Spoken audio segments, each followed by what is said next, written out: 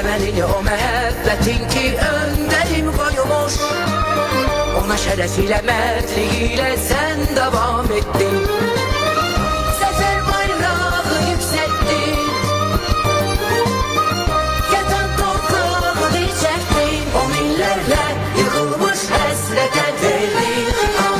Ey müzəffər, ey yenilməz, ey şərəfli mərd adam. Ey müzəffər, ey yenilməz, ey şərəfli